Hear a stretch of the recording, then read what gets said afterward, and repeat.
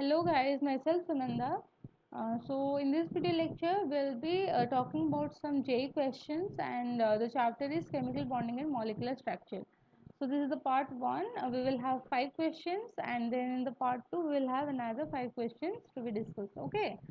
So here's something about me. I've done my MSc in chemistry from IIT Madras, pursuing PhD in IIT Kharagpur. I've cleared JAM, NET, GATE, and here are some of my interests. Okay, so the first question is from molecular orbital theory. So the question is, according to molecular orbital theory, which of the following is true with respect to Li2 plus and Li2 minus? Okay, so first we will see about the lithium 2 molecule and the energy, the molecular orbital diagram for Li2. Okay, so as we know that lithium have 3 electrons, that is 1s2 and 2s1. 2 lithium will have 6 electrons, right? And we know that the molecular orbital are formed from the linear combination of the atomic orbital, which is the LCAO rule, right? Which is the linear combination of atomic orbital, and that too the combination will be for the same or the similar energy levels, right?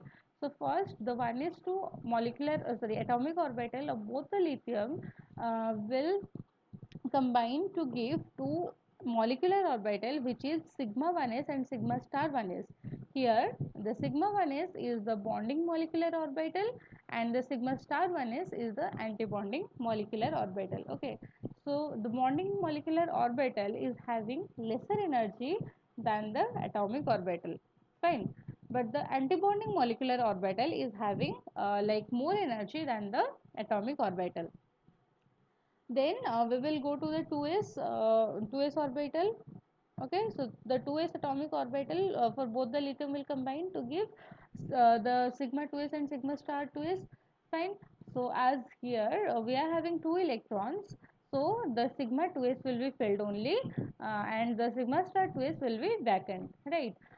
So here we can say that the number of bonding electrons, if we will count, we will have here in the sigma 1 is will have 2 electrons, and sigma 2 is will have 2 electrons. So total 4 electrons in the bonding molecular orbital, and in the antibonding we are having only 2 electrons. Okay, so as we have seen that the bonding molecular orbital is having lower energy, and hence it is stable. We know that the lower energy things are more stable, right?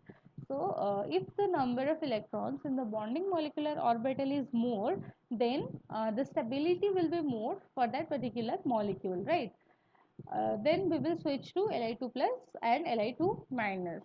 So in the case of Li2 plus, we are having 5 electrons, right? So one electron is gone from Li2 to give Li2 plus.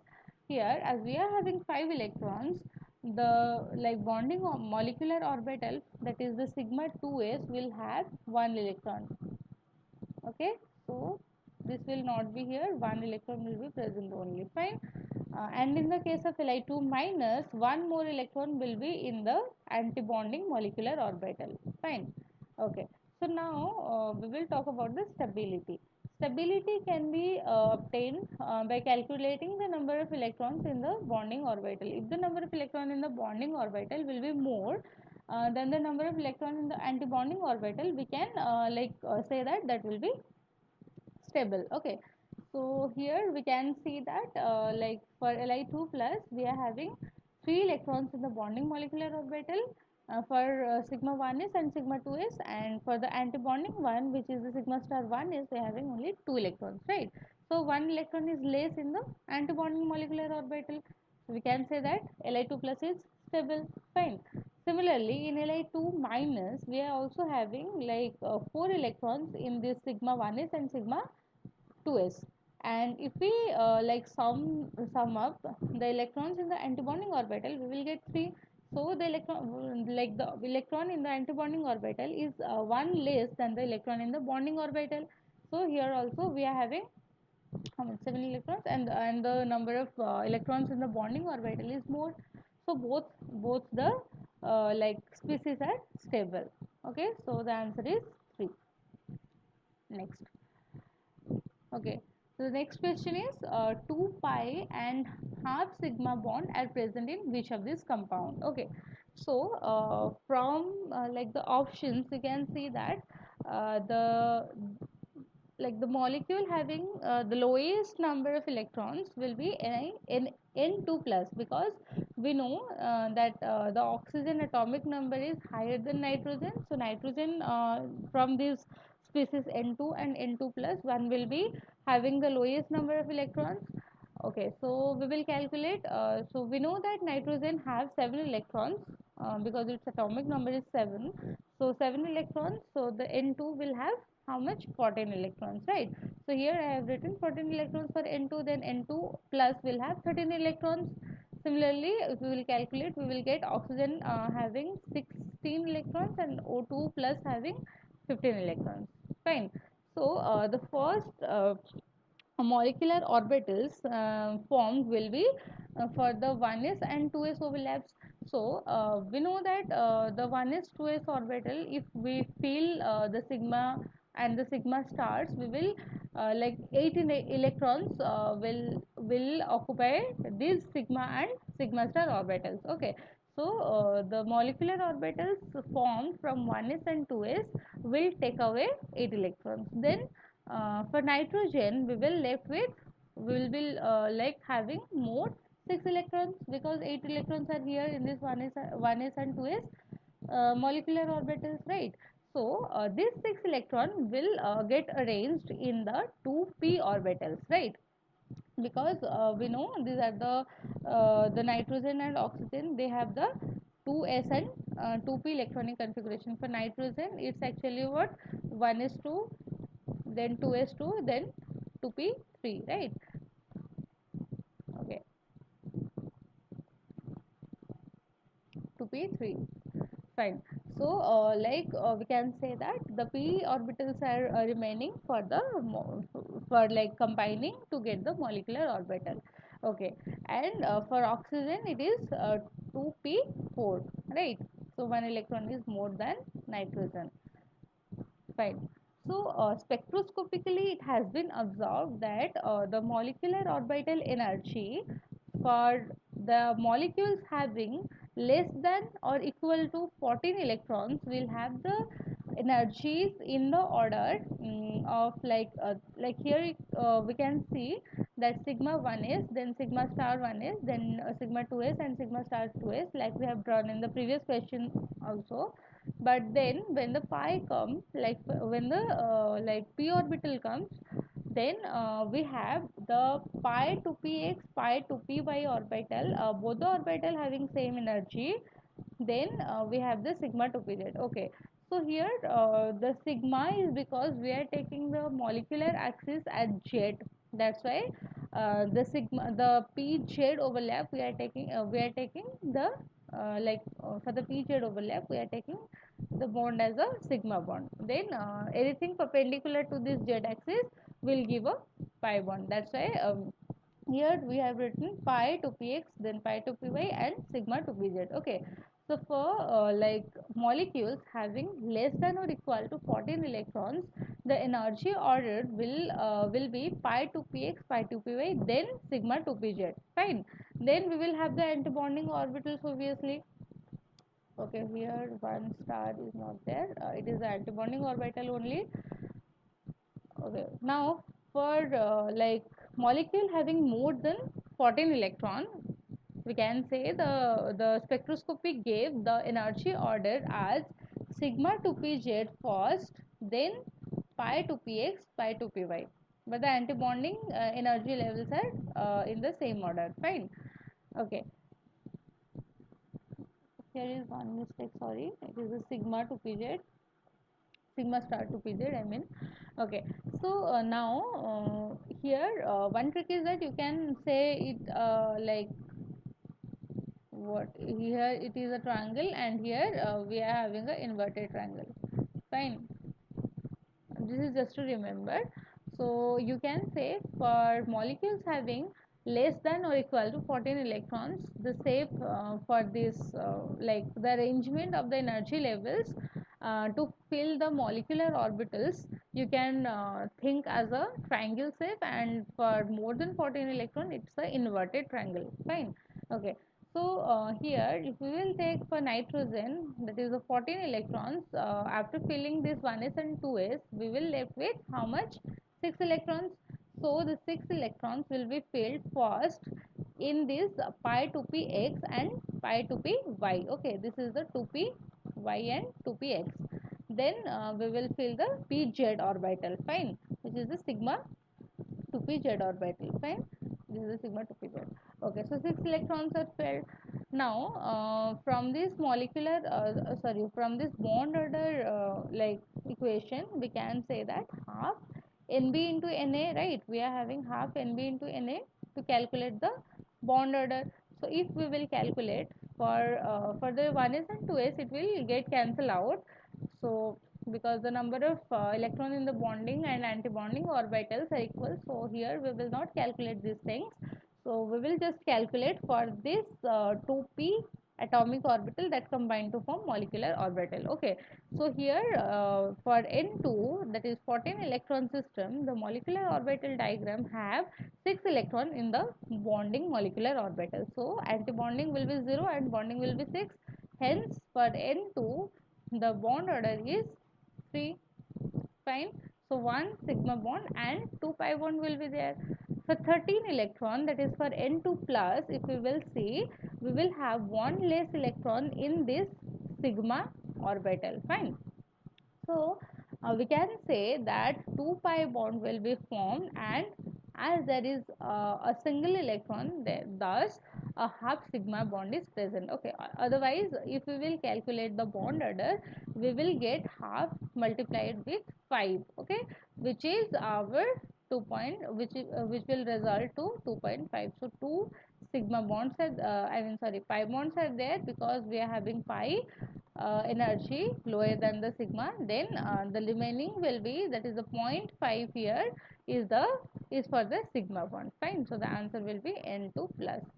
Similarly you can see for O2 and O2 plus, but as we know that for J we have to calculate first, and we can go by options, right? So you can calculate, or you should try to calculate as fast as possible. Fine.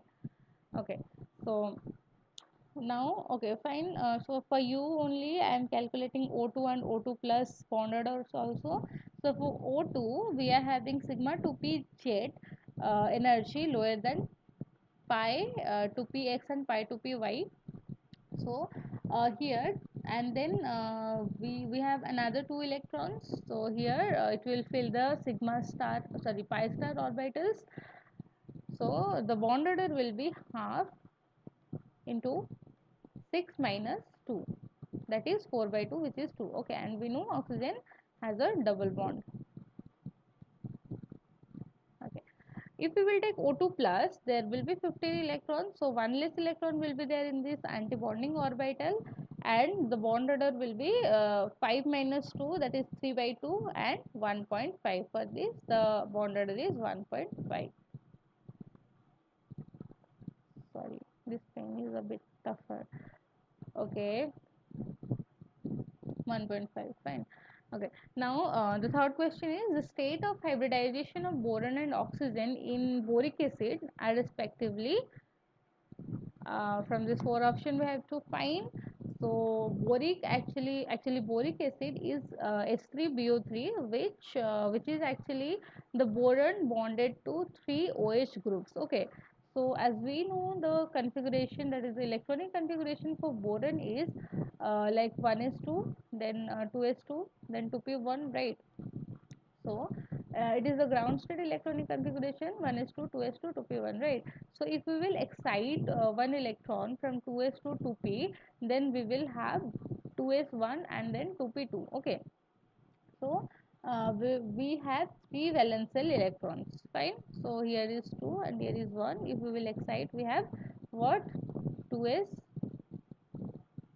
sorry, 2s1 and 2p2, right? So we'll have 3 valence electrons, so 3 bond will be formed here it's bonded to 3 OH groups.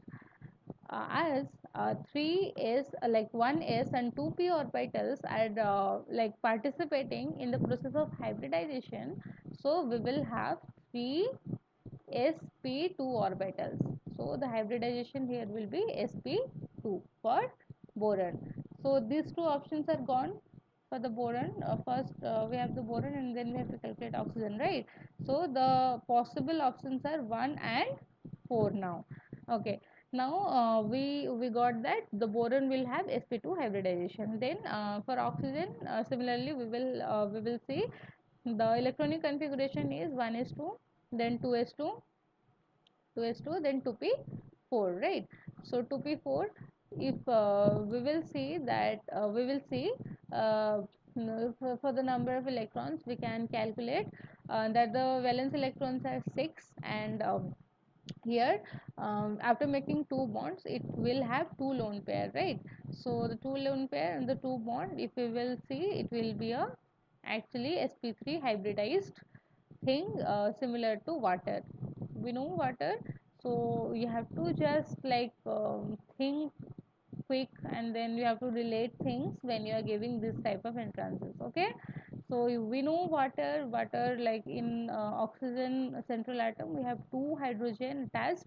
So here also we have one hydrogen, and in one side we have boron along with two lone pairs, so we can say that it is a sp3 hybridized oxygen atom. Fine, so the answer will be 4. Okay, now the next question is the number and type of bonds between two carbon atoms in calcium carbide are. Okay, so calcium carbide will have like Ca2 plus and then C triple bond C2 minus. Fine. So here the C2 is existing as a like triple bonded species. Fine. So it is asking the bonds between the types of bond between the carbon atoms.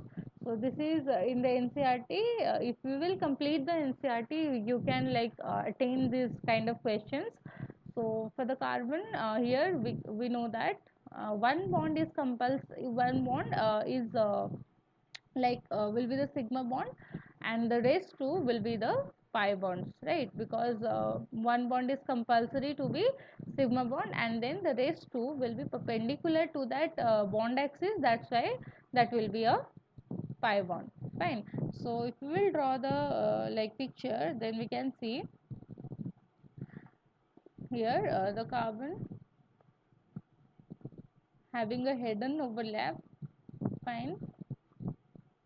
Okay, so here we can say the carbon is attached to here C one some like 1 minute. Okay, fine. So if we will take this axis as the molecular axis for C, then one sp hybridized orbital will be in this axis where one p is involved only. We can say pz, px or py. So the other remaining the remaining p z and px will be or will form the pi bonds. Fine. So 2 will be the pi bond and then 1 will be the sigma bond. So the answer will be 1 sigma and 2 pi. Fine. So second option. Okay. Now the fifth question is in which of the following molecules ions add all the bonds, molecular ion, where all the bonds are not equal. Fine. So this question is from BSc PR theory. Fine. This question is from BSc PH theory. Okay. So for the last question, it's from the BBT, like the valence bond theory, where the hybridization concept has been introduced. This question. Okay. So from the hybridization concept, you can know which are the orbitals taking part for the formation of this bond, and how the hybridization process is helping them to get equivalent energy orbitals, and then the bonds are getting formed. Okay, so here we will talk about the VSCPI, that is the lone pair and bond pair theory. From the bond pair and lone pair repulsion theory, the like these structures have been obtained. Okay, So there are four options: SF4, SiF4, XeF4 and BF4. Fine. So the first thing is we have to calculate the valence sales of all these central atoms. So the central atoms here is sulfur. So the first structure, for the first structure we will calculate the valence cell of the sulfur first. Fine. So as we know, the sulfur lies under the group of oxygen, so the valency will be 6, right? Here, as it is forming four bonds with F, here you can see the molecule is SF4, right? I mean the okay, so SF4, so it's forming four bond and one lone pair will be there. So in total, if we will calculate this lone pair and these four bonds, then we have five things to be attached to the sulfur here, right? So we know that for the closed structure having five entities attached, like PCl5 we will take, it will be a trigonal bipyramidal structure, right? So here we will have a trigonal bipyramidal structure for sulfur also, because like if we will calculate this 4 and 1 lone pair, we are having total 5 things to be attached to the sulfur. Fine. And then if we will see that the PCl5 structure, which is which is actually having the trigonal bipyramidal structure without having any lone pair, we can see that in the plane the angles are 120, and in the top and bottom we are having a 90-degree angle to the plane, right? So as we know, the lone pair should take more space, so the lone pair should always be in a plane, always be in the plane which is the equatorial position, right? We know this is the equatorial position, and in the top and bottom we are having the axial position, right? So in the equatorial position we will have the lone pair. Fine. The next thing is that the fluorines will be placed in the remaining positions. Okay, so we will do it sulfur.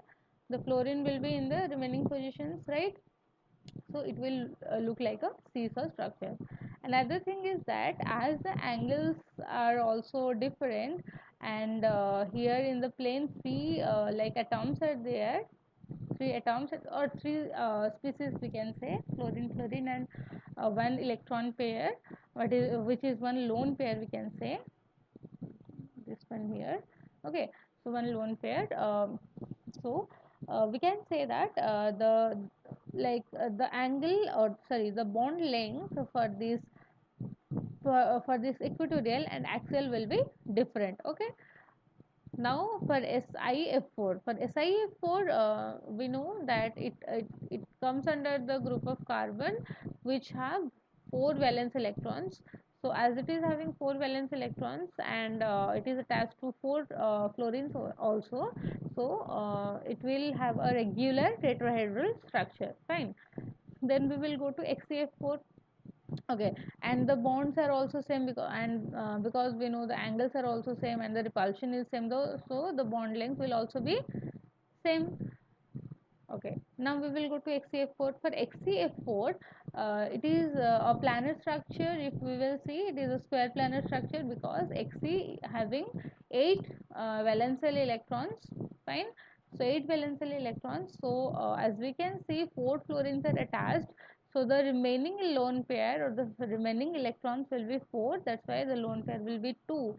And if we will arrange them in a most stable manner, then we can see that there will be a plane, square planar, in which the four fluorines are attached, and then above and below we will have the lone pairs. Fine. Or else if we will have the lone pair here like in the plane also, and we will take fluorine above and below, then another plane will be formed, making taking these four fluorines, and thus we will similarly, we will conclude to the same thing, that is a square planar structure. Fine. And the angles are same and the repulsion are same here, so the bond length will also be same. Fine. Now for BF4 also, BF4 it will be in a plus state, like it will be a ion.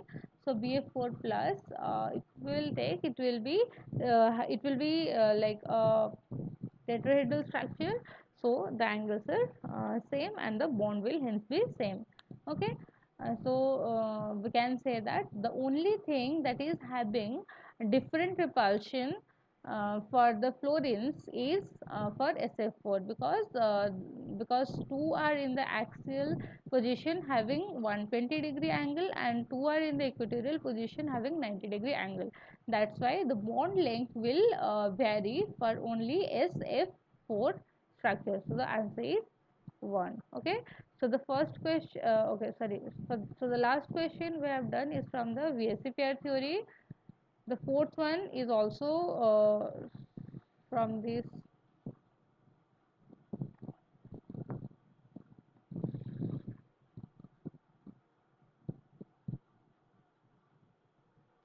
Okay, sorry guys, there was a problem. Okay, so for the fourth question, it is a hybridization concept. So it is from VBT, valence bond theory. For the third question also, it's the VBT only where the hybridization concept was introduced. Then the second and first one are from the molecular orbital theory. Fine. So in the second lesson or the second video, we will learn more about these theories, and then we will do some questions. Okay. So if you have any other doubt, you can ask me in the comment section, and then if you want more questions from these from this JMN and JEE ones, you can ask me to make videos on. Okay. So till then, thank you. Bye bye.